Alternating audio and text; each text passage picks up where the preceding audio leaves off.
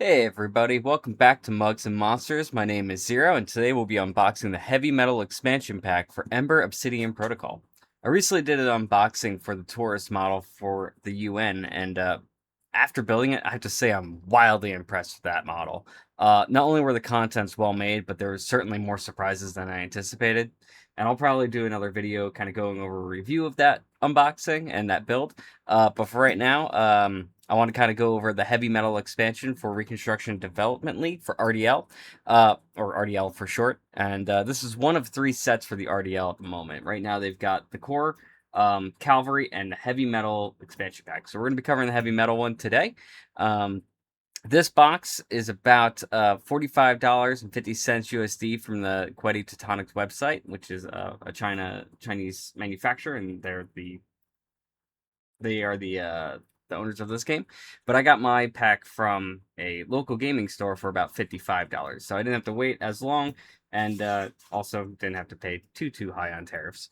So, without further ado, let's get into unboxing this guy. So, as you can see, this is our Ember Obsidian Protocol Heavy Pack.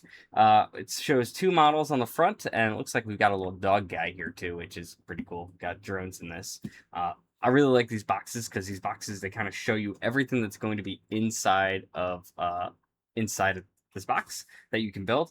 So for right now, we'll take a look on the sides here. We got 3 torsos that we can build here. Looks like we got some missiles. Ooh, these are nice. Got some backpacks. These legs look very heavy for Armored Core style. Looks like they're just like super armored, like those. I think these are landmines. And then we got some other deployables. It looks like these might be some added deployables we can get for our guys. Let's see what the back looks like now. Did I flip that right? Oh, I did. Very nice.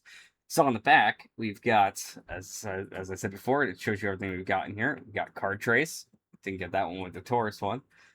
Some drone components. We got 2 drone components. It looks like we've got a little minigun, and I think it's like a sonar. 1 drone, which I'm excited to play with. And we got a bunch of missiles and deployables along with landmines. Oh, those are cool. Our 2 mechs. Oh, that dude's got. I want to see what that is. That looks awesome. Let's see. Then we got 17 or 7 exchangeable parts. 17 would be insane in this kit. A decal, 3 drone cards. So I guess there's 3 different types of drones we can make with this. Oh, this guy might have a missile launcher on his back. So it's technically 3 drone components. 25 parts cards. A lot of tokens. These are always nice. Deployable cards. Some link dials. Pilot cards and timing cards. Oh, assembly and painting instructions. So it looks like we also get a decal instruction in this one too, which is nice because the Taurus one came with that as well. And let's see this side. Yeah. So we got more of our weapons here. It looks like we got a shield type. I think this is a grapple gun. These guys seem pretty based around close combat. Because we also have some glaives with a mini machine gun on top. Although this gun, I don't know what this gun is, the R35, but this thing I want to rock on every single one of my mechs because that thing's wild. We also have some other information over here on the side. Looks like we've got, I want to say this is number pilot 3 and number pilot 4, and these might be some other like deployables like your smokes and things like that. So let's take a look at what's inside this box. Let's turn it around again because I've been rotating this. So this one opens from the top. So give me a second here just to slide this off. There we go. All right. Packed to the brim with sprues. So let's see what we've got here. We've got big pack of sprues. Oh, more. Looks like we got 1, 2, 3, 4, 5, 6, 7, 8, 9. 9 sets of sprues here. Oh, even more sprues. We got our dial instructions. Looks like how we should set up our dials. So these are really interesting because dials, they tell you the timing of which your pilot's going to be going at in the round. So each game is played with 5 rounds. So sometimes going first is not always the best. Sometimes going later is usually more strategic. So we got that. And we got a list of all of the new, or all of the core expansions that are out. They've got even GOF on this, or Guardians of Freedom, which are coming out soon. And we got our instruction manual. So the instruction manuals are very important. So pay attention to when you're going through them. I would suggest reading through the instruction manual before you even start building, because sometimes you might come into a part that says you can make this part, but you can't make this other part if you do that, right? So you have to pick and choose what you might want to make. At least in the Taurus one, we had that problem, or we had that not problem, but we had that junction we had to come across. And as well, also make note that you've got your magnets here. It looks like, because everything is magnetized, so you take on and off the parts, which is really cool. Just make sure you got your poles set right, otherwise you're gonna have a bad time trying to get those back out, because it is a tight fit, and even though if you don't even glue them in, they still might not come out as easily.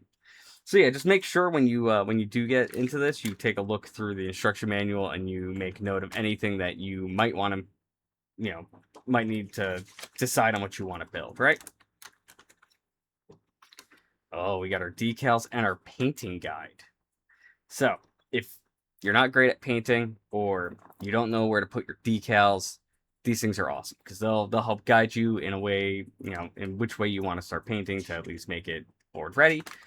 But obviously, be as creative as you want. If you want to make it super high tech, you want to make it, pink and pastels, by all means, they're your models. Go ham. Let's see what else we got in this box. We got some smoke cards. And we're gonna pop this open. I want to see. All of these are smokes. Looks like they're all smokes. So you got white smoke for your team, because I think, and black smoke for the enemy team. So each team is separated as black and white. Normally I would go red and blue, but black and white works pretty well. Yep, those are all smokes. We'll set those to the side there. I'll set them up here so you can see them. What else we got? All right, we have our parts cards. So these cards are really nice. I like these because they're vague enough that when there's erratas or changes to the rules, you can notate them on these cards, right? So let's get a little closer look down here. Sorry about my light focus here. There we go. So on each of the cards, it's got all the information that you need, obviously, to play the game. You've got your structure points, which is usually the dice that you'll roll to defend, usually your white dice. And should this one get damaged, we'll do a whole playthrough, and we'll teach you guys how to play later on once I get the core set. But, this is your dice that you roll to protect the armor. Should it get destroyed, then it goes away. Your rules and any special effects that it has. And then on the back, when you have it sleeved, you'll have, obviously all the rules back down here for anything that's on the front telling you how to do certain things. But when you have it sleeved, you can actually write the points numbers up here, which is pretty rad, because the points might change depending on scaling, depending on balance purposes. But, they'll never be left in the weeds with that. We got, I think, 25 of these cards. Ooh, these are the legs. Jet Dash. Okay. So these guys are like, let's move straight forward and let's hit them hard. That's the glaive. That's pretty cool looking. I hear this is actually a really good weapon in the game. I haven't actually tried this one yet, obviously, because I'm unboxing it now. We got Mine Layer. Very nice. This looks like a backpack. Yep, Muck ECM backpack. Sorry if my camera's not giving us that good focus there, but this mech gains a highlight token, so I guess that means that you can target an enemy that you normally couldn't. We have ooh, this looks like a giant grenade launcher. Another torso, which is shrapnel. I guess it's got, like a claymore on the front, so if somebody gets too close, you can knock them back. Cleave. This gun. Heavy railgun. I knew it was going to be a railgun. I just knew it. That's beautiful. Single shot. I'm not quite sure what that means, but seeing as it's got 3 ticks for shooting, it looks like that is all you're doing with this gun for that turn. 5 reds. Red dice are pretty insane because the only way to really block them, I think, is to dodge them. We got a barricade. I think that's an arm weapon. That's an arm. That's your left hand. Yep. A nice little rifle. So RDL is interesting. Say rather than UN, who's all about stealth and putting disadvantages and debuffs on your team or on your enemy team, these guys are about shooting at you, board suppression. They're going to try to get up close and personal and, you know, mess your guys up. Here we go. And then we got our deployables. Take a look at these guys.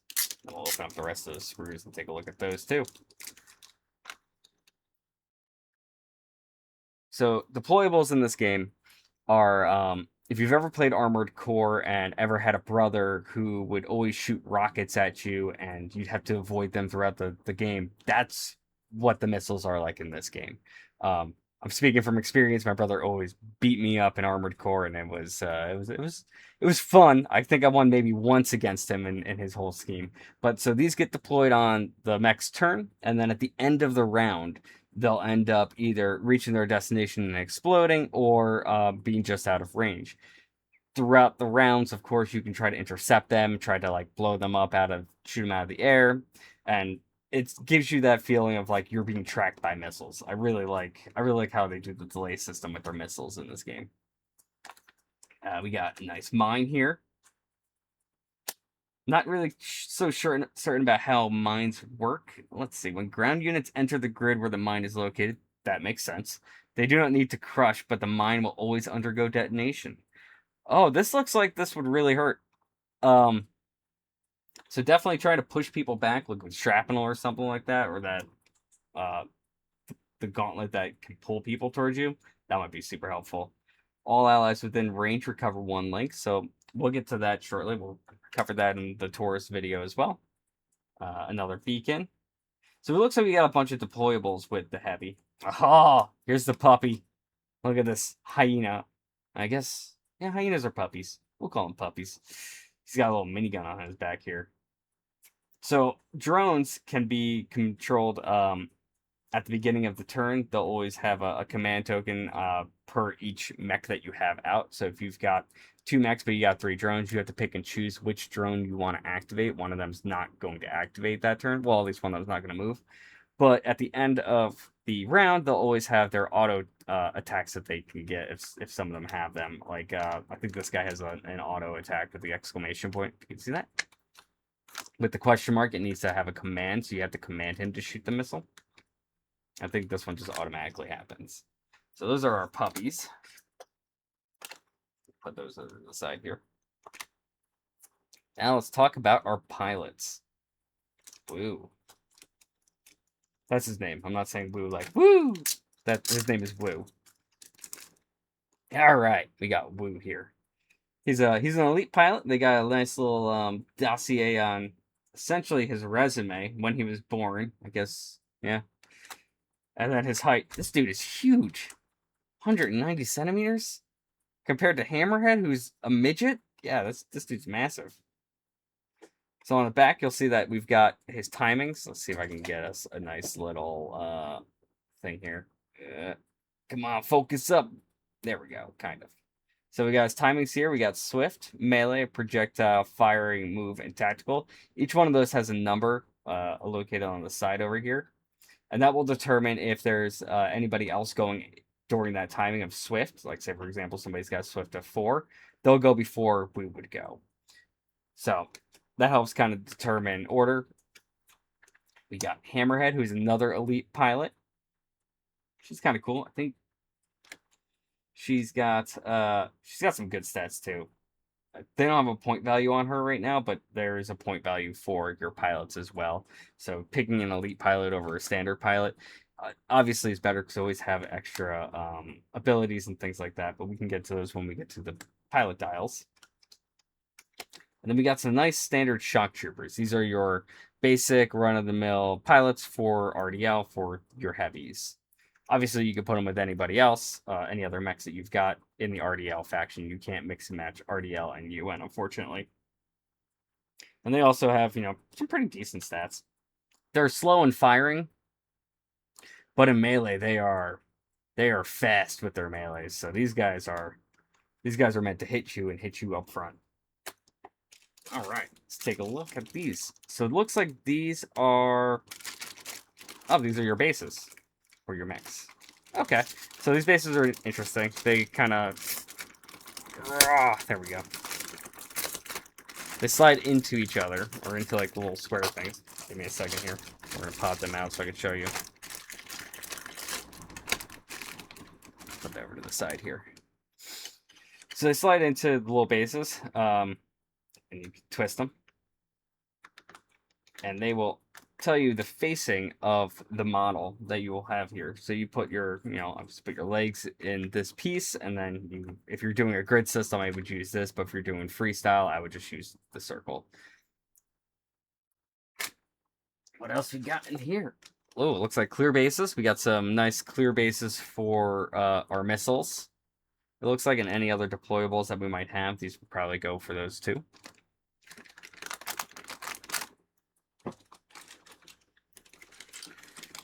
Looks like we've got, we'll get to that shortly. Looks like we got more deployables? I think these are deployables. Let's see what these are.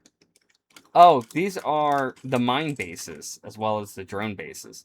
Same concept, exact same concept, which is beautiful. Slide right in and then twist. That's great. I don't know how these would work necessarily with freestyle. I assume anything within 3 inches of them would explode, since a grid is 3 inches.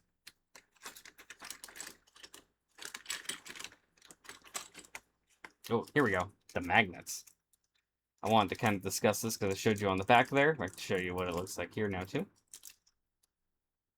So here is, oh, don't want to lose these because the fact that these come with magnets is awesome. I don't need to hunt down the sizes of the magnets. They're just already in that box.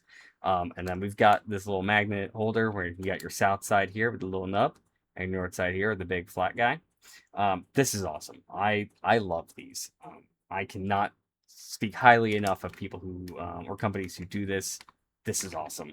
I love magnetizing all of my minis whenever I get the chance, and the fact that they beat me to it, I'm all for that. Let's see. Sorry about my messy desk. I'm working on getting a little bit bigger of a desk here. What is this? Oh, are these the trays? These might be the trays. I am just gonna rip this. Give you guys some ASMR here. Hold on.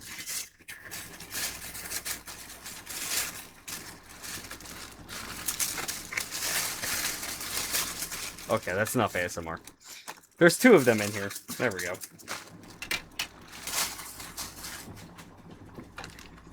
So this is where your mech will be built on. This is your tray. You'll have your torso. As you can see, you've got your labelings here. You got your torso, your chassis, which is your legs, little pants icon here, your left arm, your right arm, and your backpack. You don't need to have all of these filled for you to have a working mech. You just need to have a torso, a chassis, and an arm for it to operate. Or I think it's torso, chassis, and a backpack. You need 3 parts for your mech to operate. Torso, chassis have to be 1. If at any point in time your torso is destroyed, obviously your mech is destroyed as well. There we go. A little better looking there. But if any point in time you only have 2 active parts remaining on your mech, at the end of the round, the mech leaves the battlefield. So that's our, these are our little trays. Kind of like them. They're actually kind of nice. I might paint these. I don't know. Maybe. We'll see. Put that right there. All right. Let's get into our tokens and our decals here. So, we have a lot of thick tokens here. We'll get to those decals in a second. So, the tokens, I do enjoy these. These are nice and thick. You've got your, I think these are your missiles or your intercept tokens. So if you've got something that has intercept on it, you would put these tokens on there because you can only intercept so many times with a weapon. We'll turn it this way so you can see the whole board here. Then you got your ammo tokens. So guns, missile launchers, things like that that have ammo. You only have a certain amount of times you can use that ammo. So these are there to mark it off. guess you can then flip it over to the other side to show that the casing is empty, or you just remove them from the board. I'm not quite sure what these tokens are, but I will find out for sure. These are probably victory points or something similar like that, or yeah. Then we've got our mobility, we got our stance tokens. Stance tokens, not these, but these are your stance tokens. You've got mobility, you've got offensive, and then if you flip it over, you've got defensive. So in mobility stance, your mech will move twice as far with its maneuver abilities. And with offensive stance, they'll give you different activations on your dice, where hollow hits are considered normal hits. Same for defensive, but with defensive dice, right? So there are some defensive rolls that might not count if you're not in that stance. These little guys right here, I'm assuming, are to kind of differentiate points and or markers about 7, 8, 9. So I guess maybe points there. We got some damage tokens. So if you have a part that ever gets damaged, such as a torso or something like that, you'll put a damage token on it, and then if you can always repair it, so you'll put a repair token on it. Yeah, and then that's this one. We're gonna put that back in this box here. Now we're on to our pilots. So we have, here we go. There we go. We have Hammerhead and Wu. We discussed those two before, along with their pilot dials. They will tell you which number they are. So we got 04 and 03. So in case you accidentally mix them up, you'll be able to find out that 03 goes with Wu and 04 goes with Hammerhead. You'll also see that they've got their dialings on the back. So what this does is you'll basically put these two together, and then you'll put this one facing downwards, and you'll hide this from your opponent because you don't want your opponent to know the speed that you're planning on going. It's all about, strategy and things like that until everyone decides. Then you'll flip it over. You'll see who's going first, and then you'll play the rest of the round.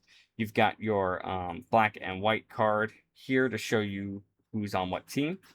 I believe these are location points for the map for certain objectives, such as black boxes and things like that. Then you got your status tokens. So fragile is a pretty good status. It makes, I think, weapons do 1 more damage per fragile, or you roll 1 less dice. It's one of those two. Fire control, you can't fire your gun while you've got one of these on you, but you can always stabilize to get rid of them. What does that say? This says PROJC tile. Pro JC tile. Figure that out later. Same for the system failure. Scan fail. SCN fail. SCH fail. Yeah, we'll figure that one out too. Then we've got our pilot links. So pilot link, these guys right here. Do I have any nearby me? I don't. Basically, you'll put this guy together like so. And whenever you roll dice, you can decide if you want to re-roll any of the misses or anything like that. And if you do, you'll basically take your link down a click. If you lose armor or what have you, or not armor, but if you lose like a part, say for example the mech's arm, you'll go down another link. If you are ever out of link, your system goes into shutdown phase, and essentially that means that you need to spend a turn kind of regaining a link, getting your mech back up and running.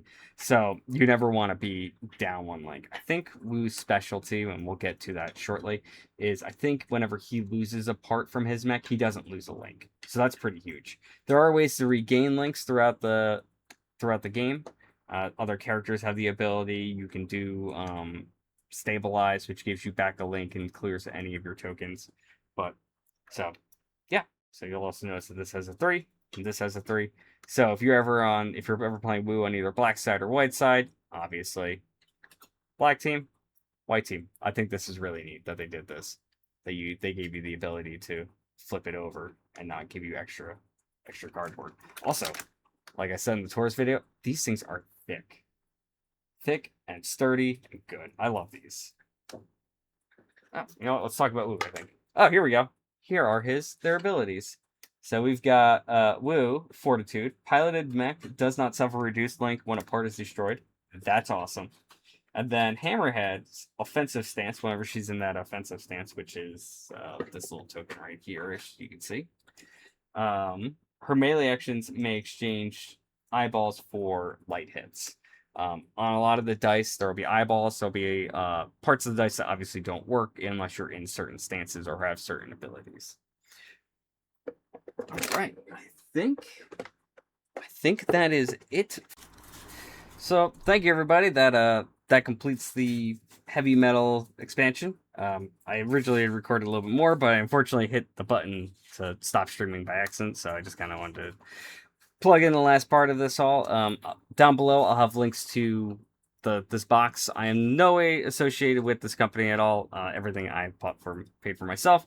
But I am an avid gamer, and I want to get as many people into this game as possible. I do foresee this game blowing up. Right now, it's blowing up in China and Korea. It is huge. It's going to be big. This game could easily compete with Warhammer 40K.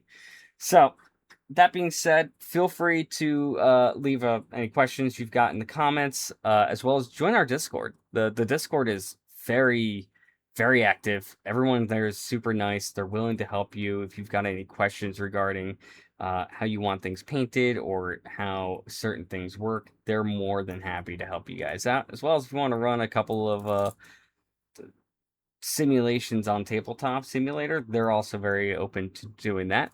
So yeah, feel free to join us in the Discord, and I hope you like this video. I'm going to be doing a couple more for the rest of the expansions, and at some point in time, I plan on doing a playtest, or to show you guys how to play, or let's play essentially, with a couple of friends that I have. But yeah, so I'm super excited to build this, and I hope to see you guys soon.